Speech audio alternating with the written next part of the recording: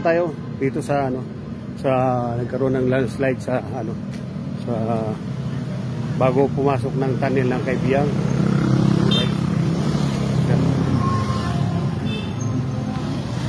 Ito siya guys, lalaki. Tipak ko. Wala pa to kagabi pagdaan namin. Ito. Yan guys, oh. Kaya guys, sigat papuntang Kaibiyang. Dito, nalalaglag. Wala galing doon. Mula doon sa taas, guys. Pero, nagalagaran. Kaya siya, ito, bumagsak dito. Guys, oh, yan. Tingnan nyo. Yan. Lalaki, guys. Mabuti, walang tinamaan ng mga motorista. Ito, guys.